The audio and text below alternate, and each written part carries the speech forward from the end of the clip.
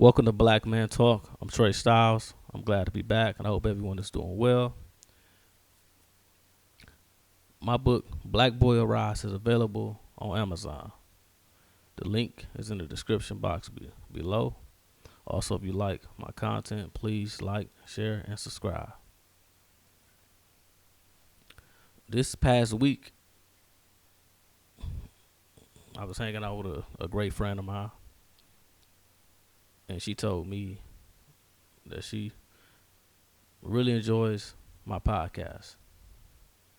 And I said, I really appreciate that. Then she brought up something, said, however, it's something I never heard you discuss on your podcast. And I said, what's that? Because, of course, there's so much in the world to talk about.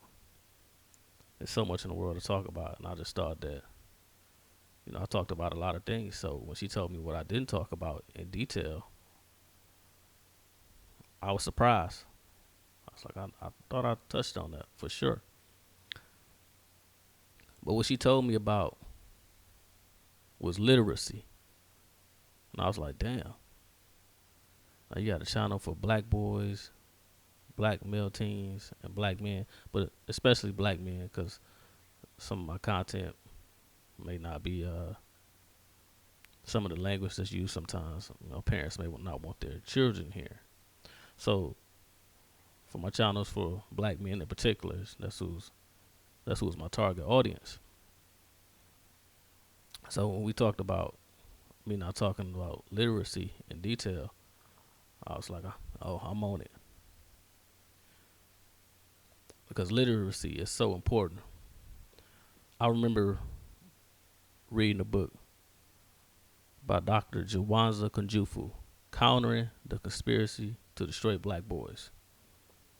And in that book, he did research and unearthed the fact that when black boys are not proficient in reading by the fourth grade, they have like a 20% chance of graduating high school. And I was like, that's very powerful. And I can attest to his research from personal experience as well, because I was a black boy in Detroit public schools in fourth grade who was in the classroom with other black boys who struggled with reading. And I want to jump ahead just a little bit, and then I'm gonna get back. I remember being in ninth grade, and I remember being at the orientation for ninth graders, and it was over like 900 of us coming into high school. And I mean, when the speaker said, by the time you all get to 12th grade, we'll be lucky to have 300 of you.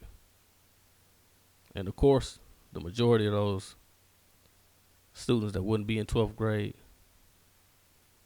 will be the black male youth.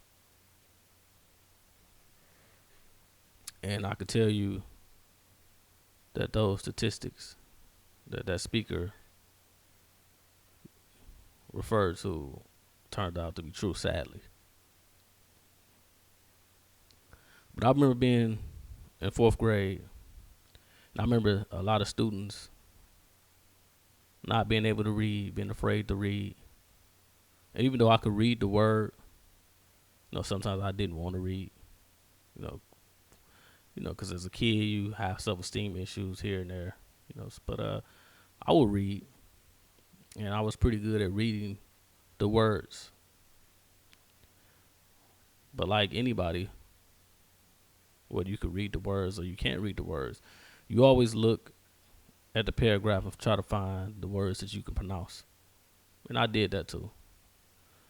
But nevertheless, I still was just pretty good at reading the words compared to a lot of my peers.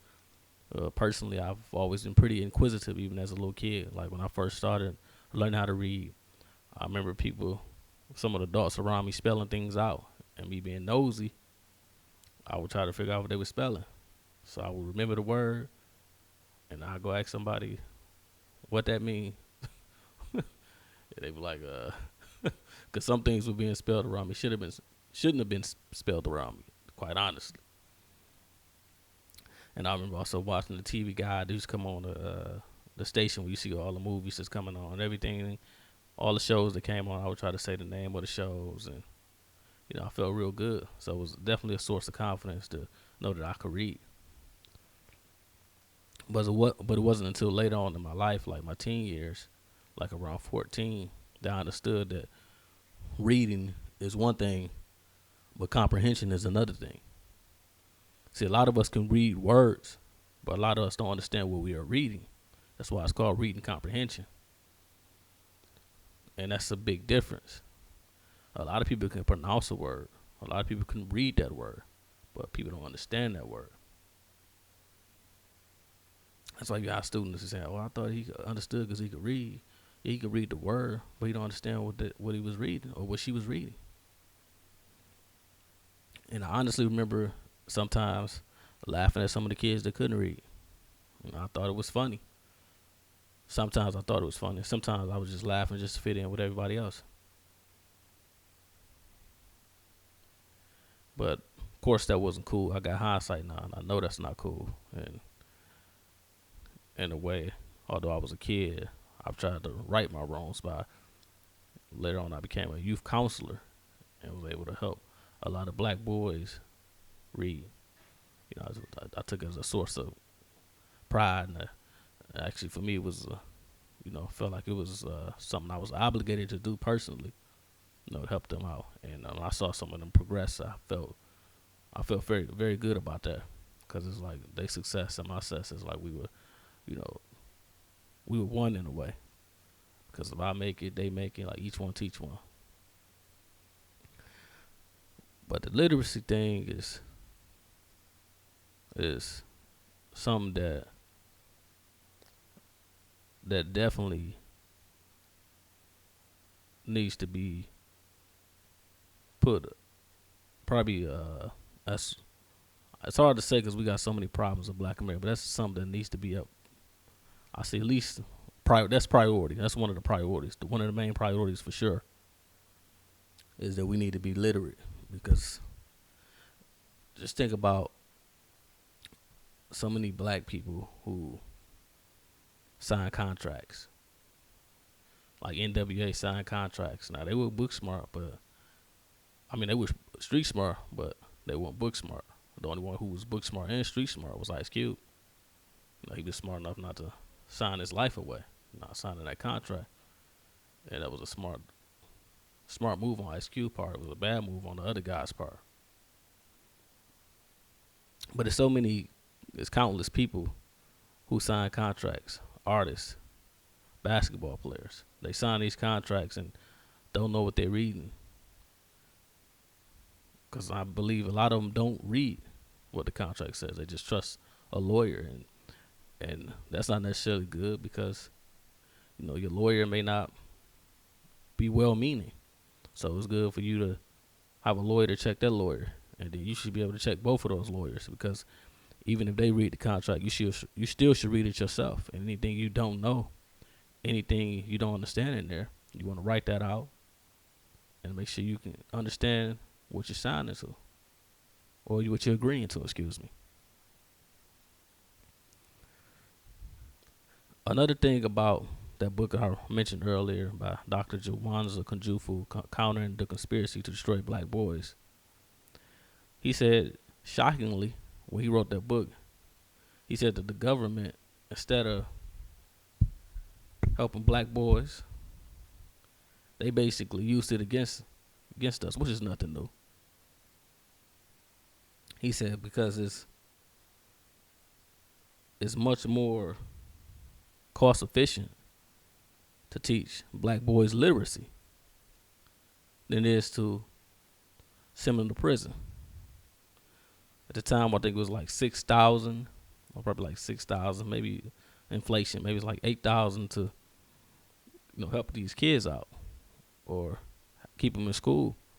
But they paying 30,000 plus for to have prisoners, taking up cells and things like that, which is ridiculous.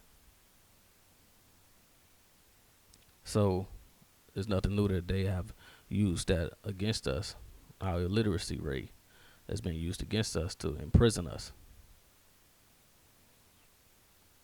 And the reason it's so important to help black boys read is because these black boys become these black men that can't read. These black men who have a higher probability of going to those prisons and the government making money off of their misery. These black boys who have a higher probability rate of going to the graveyard, keeping people in the funeral business,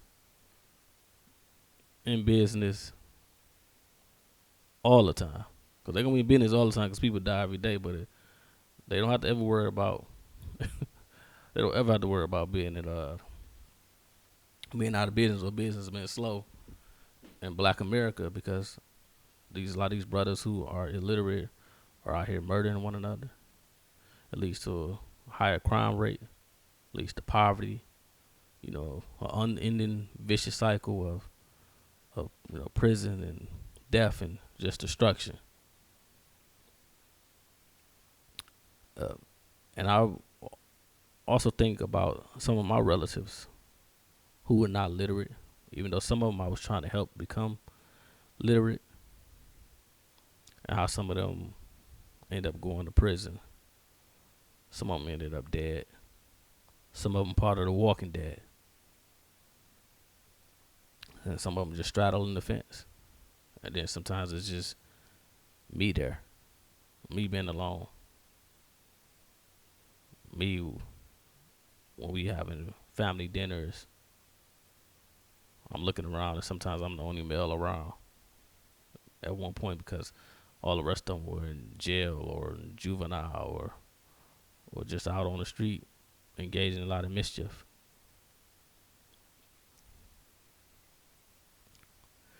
And I know what literacy did for me, and I was trying to hopefully open those doors up to them. I was always trying to drop knowledge on them and trying to encourage them.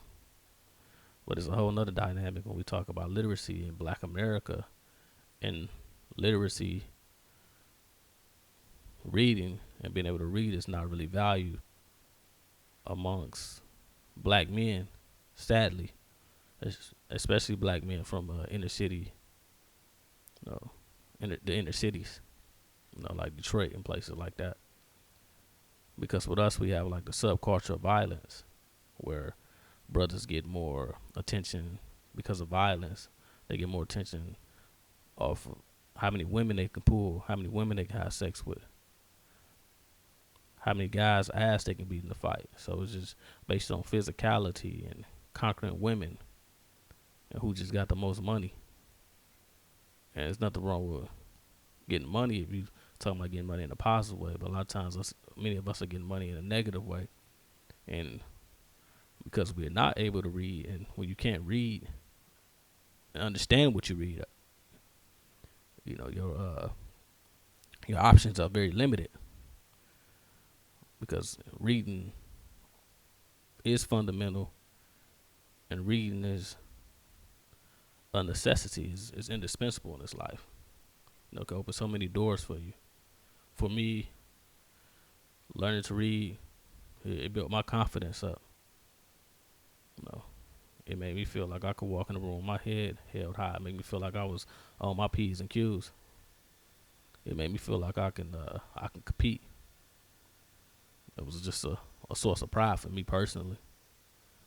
My high school teacher told me I could write for the newspaper.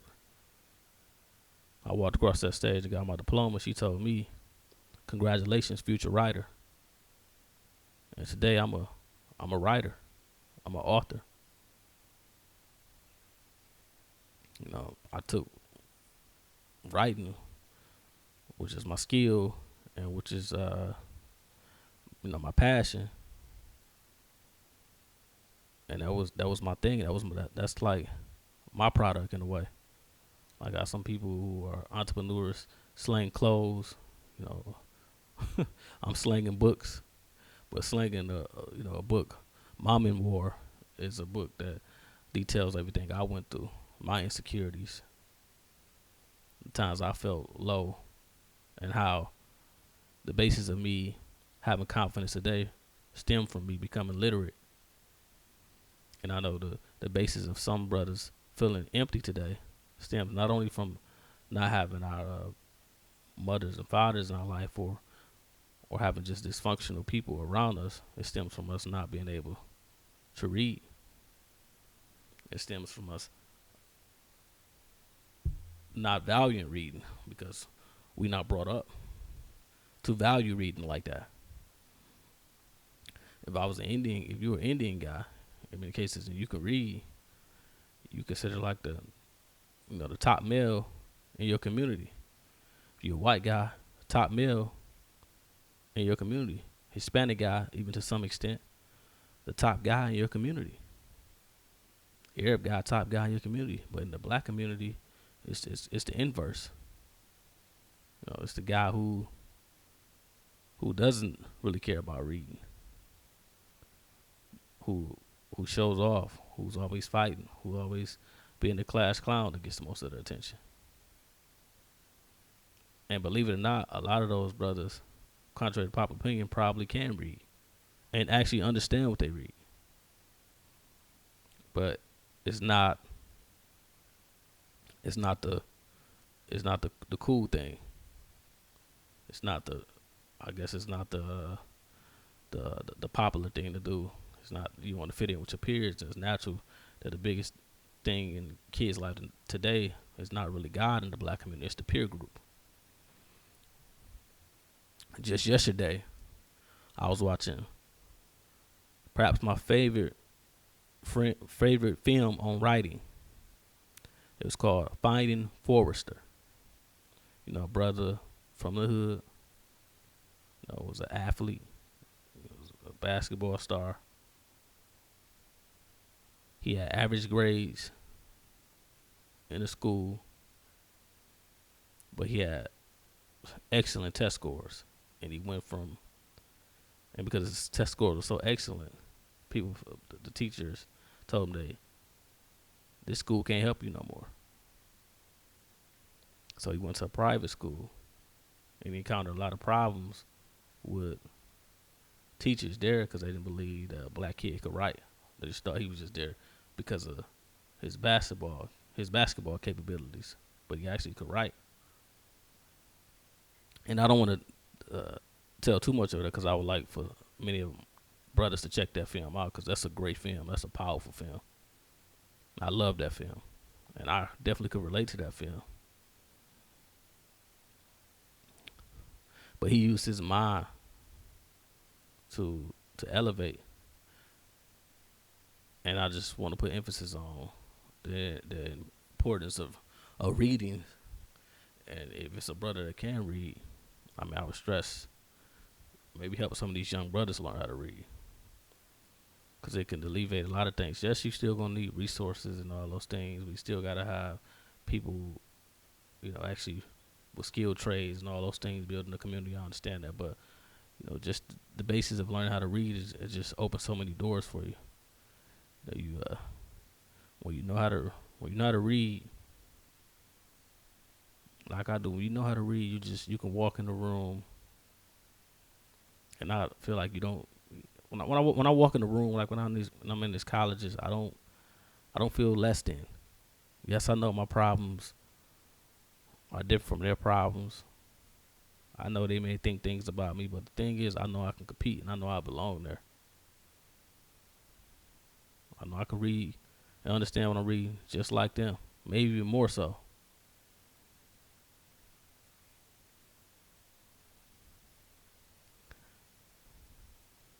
When I wrote my book,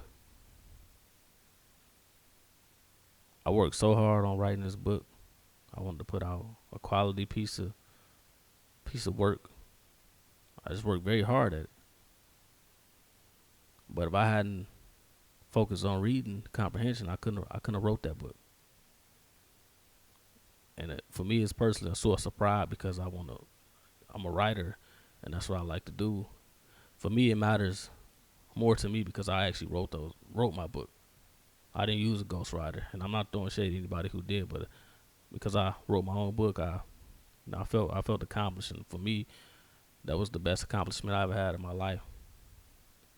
Even more than being a college grad 2 times, being able to take a concept from my head, put it on paper, and put it in the world, and have something that I did out in the world like that, man. I feel very good about that.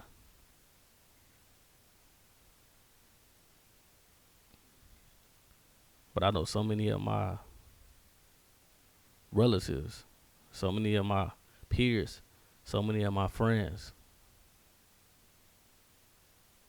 who won't pick up a book for nothing.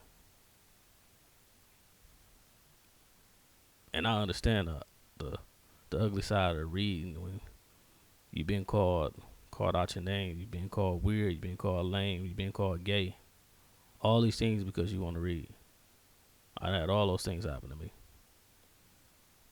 But nevertheless,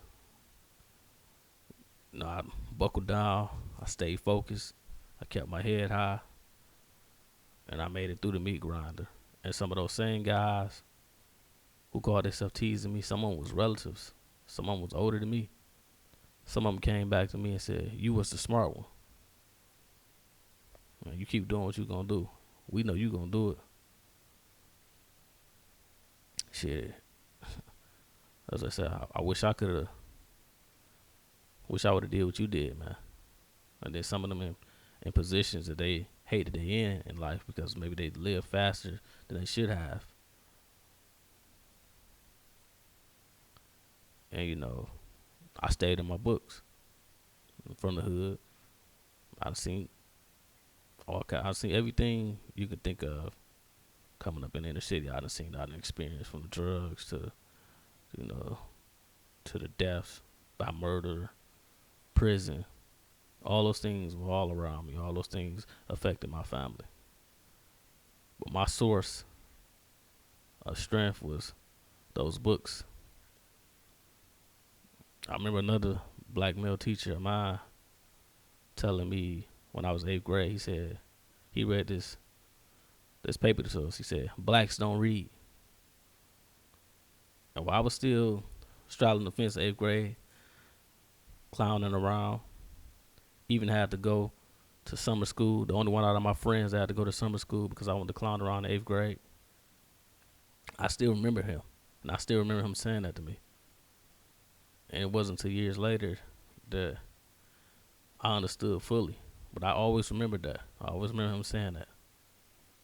This book, blacks don't read. You want to hide it from a nigga or a nigger, as they say, put it in the books.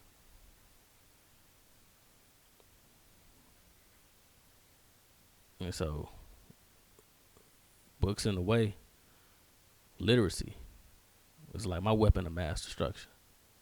It's my way to compete with the world. It's my way to compete with white men, yellow men, red men, and brown men.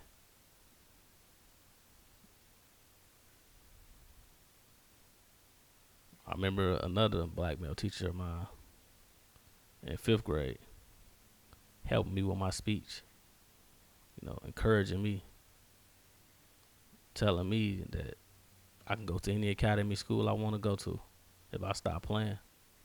I can be anything I want to do if I stop playing. And I'm still friends with that teacher today on Facebook and on Instagram. Follow on Instagram, he follow me because what he said meant the most. I went all the way to elementary school up to 5th grade. I didn't have no male teacher until 5th grade. And then I had this black male teacher, this strong, educated, wise, young black brother who was teaching me. And I'm forever thankful for him. But that's just so important. But some brothers don't see any black male teachers there. Period. Oh, another thing we talk about, we at home, you know. But I had those men be there for me, and I always remember any black male teacher I had, almost any black male teacher I had in school, some of the substitute teachers, they always try to encourage us in a way, and try to tell us to, challenge ourselves to read, to learn, and and that always stayed with me. And that's what I try to stress today: the importance of literacy. Because if many more of us were literate, our community would be totally different than it is right now. My family would be totally different than it is right now. I remember talking to some of my relatives, like, man, what's some things I can invest in years ago? And then one of my older male relatives said, shit, the only thing I know you can really invest in is drugs. I was like, it's the end of that conversation. But when I talk about reading, reading, what I do is I read what Bill Gates read. I read what Warren Buffett read. I read what Jeff Bezos read. I read what Mark Zuckerberg read, along with reading about my own history and my own reality in this world. And that's what makes me able to compete. That's what makes me, when I walk into the room, even if it's a rich white boy in there, I still know I can compete with him in my own way. Yeah, he got the resources, and there's nothing wrong with that. I mean, sometimes, some people parents are smart enough to do things other people parents don't do, and some people parents are able to do things other people parents don't have the opportunity to do. But when I'm in that room, I know I can compete, and I don't feel like there's no inferiority in my blood when I'm sitting at the tables with them or if I'm doing business with them. In fact, it's probably even more of a sense of pride because I know I had to put in that hard work myself because I didn't have a lot of people around me that were reading. I said, the only thing I ever saw somebody in my household read was the Bible, and that was my grandma. But reading built my self-esteem. Reading helped me because I got knowledge of my history. Reading helped me because it gave me options besides trying to sell drugs, which I never did. Gave me options besides trying to gangbang or rob. I knew I could be anything: a journalist, a lawyer. I know my opportunities in my mind were limitless, and reading took me around the world. So I just wanted to just talk a little bit about literacy. And if you got some young brothers in your life, man, please try to teach them how to read. It's so important. And to my young brothers out there, if you're listening, just because you read does not mean, it doesn't mean you a punk. It don't mean you a sucker. It don't mean you a chump. It don't mean you weird. It don't mean none of those things. It's hard when you're dealing with people in your age group when they say that, the girl's not paying you attention. But it's a lot of girls who didn't pay me attention. But some of those same girls later on came back in life. And I'm not trying to put them down or nothing, but sometimes they came back when they realized that they were making mistakes. They was in situations or had certain issues, and I didn't really want to deal with them. And that's not to throw shade at them, but I'm just saying, like, they'll come back to you, a lot of them. And some of them you may not want to deal with at all, but you still can find one who appreciates you for your knowledge. There's some women out there that really appreciate you for being knowledgeable and being a leader. But at the end of the day, your priority is not, or it shouldn't be, like to please women. Your priority should be your health and your goals. And that starts with literacy. So this is Black Man Talk. I'm Trey Styles. I'll get back with you all next week, and I want everybody to have peace.